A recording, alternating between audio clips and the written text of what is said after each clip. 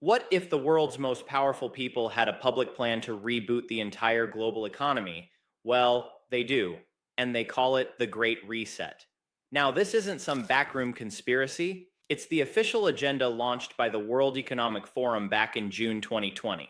Their proposals could have a direct impact on your money, your investments, and your job. In this video, we're going to break down exactly what these policies might mean for your wealth and give you a real action plan to handle the financial risks of this new world. We won't be dealing in speculation. We're going to look at their own words, their documents, and the policies being put into motion right now to see what this means for you.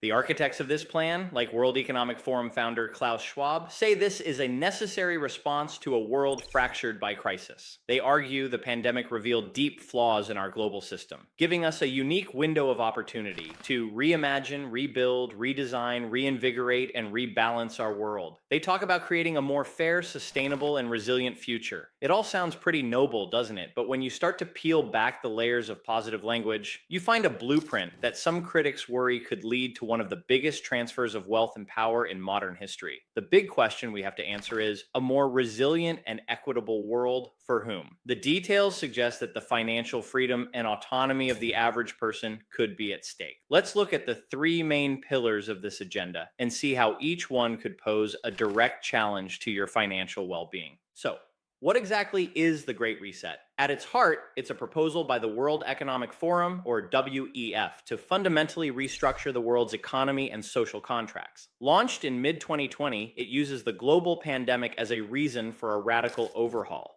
Klaus Schwab, the WEF's founder, laid out three main components. First, governments should steer the market toward fairer outcomes. This involves things like debating wealth taxes and ending subsidies for industries that don't fit their green agenda, like fossil fuels. Second, they want to ensure investments, both public and private, push equality and sustainability by using a system called environmental, social, and governance, or ESG metrics, to guide where the money goes. And third, they aim to harness the innovations of the fourth industrial revolution for the public good. This means blending technologies like artificial intelligence, robotics, and the Internet of Things in ways that blur the lines between our physical, digital, and even biological lives. The International Monetary Fund's managing director, Kristalina Georgieva, echoed this, calling for a green growth, smarter growth, and fairer growth. It all sounds great on the surface. Who doesn't want a greener, smarter, fairer world? The concern, however, lies in how it's being implemented. This isn't a grassroots movement. Critics see it as a top-down revolution driven by a select group of global leaders, corporate executives, and politicians who gather in places like Davos. The thread tying this all together is a concept Klaus Schwab has pushed for decades: stakeholder capitalism. It's presented as a better alternative to our current system of shareholder capitalism, where a company's main goal is to make a profit for its owners. In stakeholder capitalism, a company is supposed to serve the interests of all stakeholders, not just its owners, but also its employees, customers, suppliers, the community, and even the planet. That might sound like a more compassionate way to do business, but it fundamentally shifts the purpose of a company. Instead of being an engine for economic growth driven by what you and I want to buy, a company becomes a tool for a specific social and political agenda.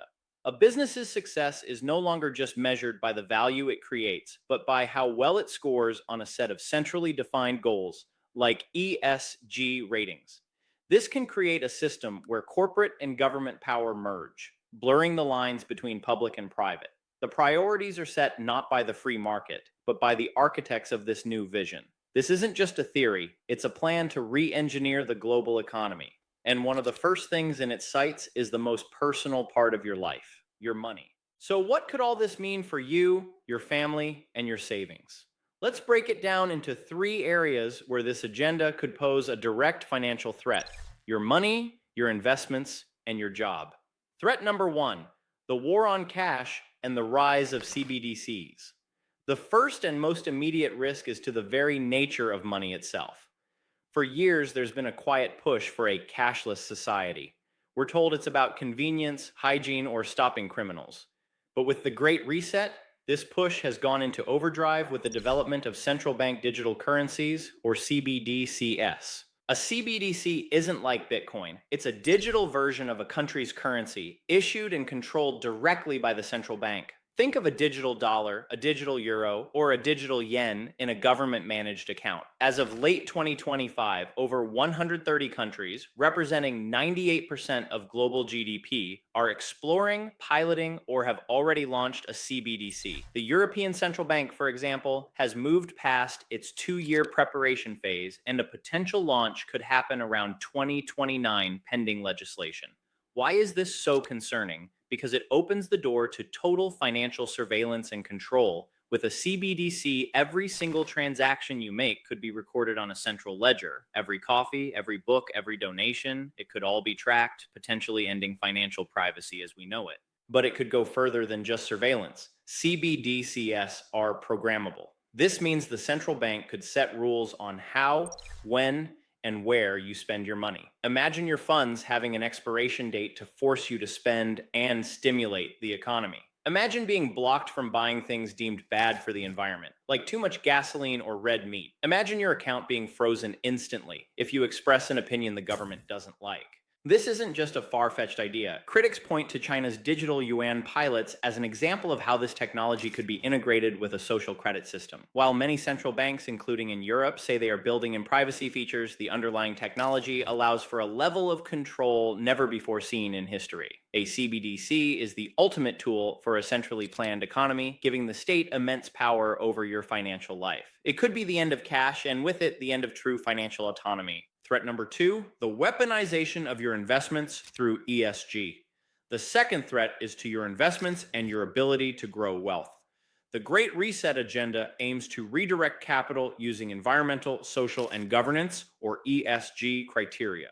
ESG is sold as a way to invest ethically, supporting companies that are good for the planet and society. Proponents say it's a necessary tool to manage real world risks like climate change, which can affect long term profits. And the money involved is massive. Although some early bullish projections have been revised, global assets and ESG related funds are still in the tens of trillions of dollars. But here's the issue many critics raise: ESG isn't always an objective measure of a good company. It can be a subjective scoring system that grades companies on their alignment with specific political and social values. A company could be profitable, create thousands of jobs, and make a product millions of people love. But if it has the wrong carbon footprint or operates in an industry like conventional energy, it can get a low ESG score. This score is then used by huge asset managers and banks to decide where to invest. It acts as a gatekeeper for money. Companies with high ESG scores get access to funding, while those with low scores can be starved of capital. Some have called it a social credit score for corporations. It's a tool that can redirect trillions of dollars based not on market performance, but on compliance with a specific agenda. What does this mean for you as an investor? It means your portfolio is being engineered. You might feel pushed into certain approved investments, even if they don't offer the best returns. Entire sectors of the economy, like oil and gas, which are still vital, could be systematically starved of capital, not because of a lack of demand, but because of a low score. This distorts the market and can put your retirement savings at the mercy of an ideological scorecard. Some argue this isn't stakeholder capitalism, it's a stakeholder cartel, where a few powerful players decide who wins and who loses. Threat number 3, the fourth industrial revolution and your job. The third major threat is to your job. The Great Reset openly plans to harness the fourth industrial revolution, the rapid advance of AI, robotics, and automation. The World Economic Forum's own Future of Jobs Report 2023 offers a startling forecast. It projects that between 2023 and 2027, 83 million jobs will be eliminated, while only 69 million new ones will be created. That's a net loss of 14 million jobs in just 5 years. Now, supporters will correctly point out that technology also creates new roles and that we just need a massive upskilling effort. But this argument can miss a dangerous point. The jobs disappearing are often stable, middle-class roles in administration, factories, and retail. The new jobs often require highly specialized skills in fields like AI, big data, and sustainability. This creates a huge gap in the job market. The World Economic Forum itself has estimated that a significant portion of an individual worker's core skills will be disrupted in the coming years. Think about it. A large part of what you know how to do for your job could be challenged by technology. technology. This is what economists call skill-biased technological change. Unlike past industrial revolutions that created new jobs for all skill levels, this one seems to disproportionately benefit a small group of highly educated, tech-savvy people while making the skills of the average person less valuable. It threatens to hollow out the middle class. This isn't an accident. It's a feature of the new economy they envision, an economy where your value as a worker isn't based on your experience or work ethic, but on your ability to keep up with a relentless pace of technological change. If you can't, you risk being left behind in a world of precarious gig work or dependency on state support. The promise of a smarter world comes with the risk of making your livelihood obsolete. So we see the three-pronged challenge to your wealth. Your money could be controlled through CBDCs, your investment steered by ESG, and your job disrupted by the fourth industrial revolution. Understanding these risks is the first step.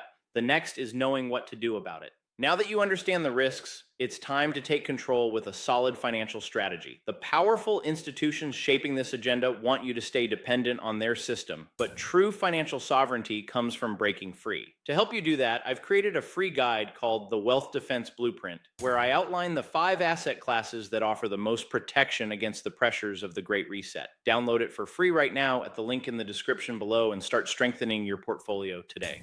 The situation I've laid out is serious, but it is not hopeless. The goal isn't to scare you, it's to prepare you. You have the power to take control of your financial destiny, but it requires a shift in how you think about wealth and security. Here is a concrete 3-step action plan to navigate this new financial landscape. Action number 1, secure your money by owning real assets. The first and most critical step is to recognize that relying solely on cash or money in the bank carries new risks in a world moving toward greater surveillance and control. The ultimate hedge against this is owning tangible physical assets that exist outside the digital financial system. I'm talking about assets that have held their value for thousands of years, gold and silver. Gold and silver aren't investments in the way a stock is. You don't buy them for dividends. You buy them as a form of financial insurance. They are a store of value that can't be printed by a central bank, can't be devalued by inflation in the same way, and can't be erased with a keystroke. In a world of programmable digital currencies, owning physical gold and silver is one of the last forms of private anonymous wealth. Think of it as diversifying your savings. A portion of your wealth should be in a form you can physically touch, that is recognized globally, and that isn't tied to any single government or financial institution. This isn't about abandoning the banking system. It's about building a firewall. It's about having a portion of your wealth that is truly yours, under your control, and shielded from the risks of CBDCs and financial instability. This is your foundation. Action number 2, reevaluate your investments for a new reality. The second action is to critically reevaluate your investment portfolio. The age of passive, set it and forget it investing in broad market funds might not be enough anymore. With the rise of ESG, markets are becoming more political and distorted. You can no longer assume that all sectors will compete on a level playing field. This calls for a more active approach. First, consider assets with intrinsic value that are hard to confiscate or devalue. Real estate, like productive land or income-generating rental properties, is a prime example. Like gold, property is a tangible asset. It provides shelter, can produce income, and its supply is limited. Owning your home isn't just a dream, it's a pillar of financial independence. Second, you need to think both defensively and offensively. Defensively, analyze your exposure to industries in the crosshairs of ESG agendas. While it might seem risky, there could be opportunities in these unloved sectors, but you have to be aware of the political risks. Offensively, you can invest in the very trends they are promoting, but on your own terms. This could mean investing in companies that supply the raw materials for the green transition, like copper and lithium, or in businesses providing essential services that are resistant to automation, like skilled trades. The key is to be an active participant, not a passive victim.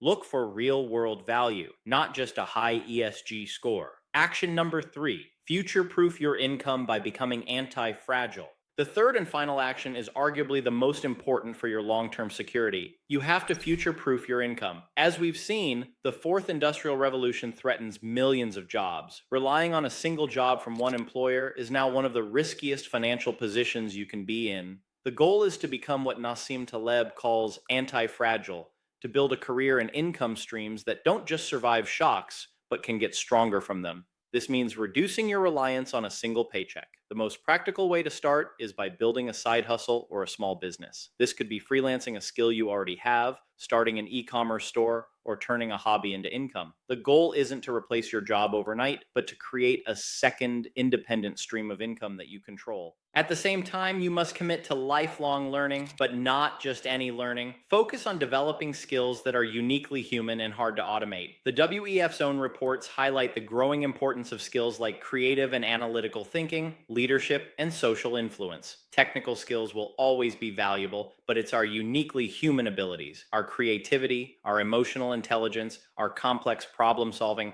that will be the most durable assets in an automated world. Invest in yourself. Take courses, read books, learn skills that complement technology rather than compete with it. Make yourself so valuable that automation becomes your tool, not your replacement. Let's bring this all together. We started by asking, is the Great Reset a threat to your wealth? Based on the publicly stated goals of the World Economic Forum and its partners, the proposals absolutely present new challenges. There's a coordinated push to centralize and reshape our economy, creating a triple threat to your finances. The challenge to your money through the rise of programmable CBDCs, the challenge to your investments through the powerful force of ESG scoring, and the challenge to your job through the disruptive force of the fourth industrial revolution. But this future is not set in stone. The Great Reset agenda relies on your compliance and dependence on these new systems.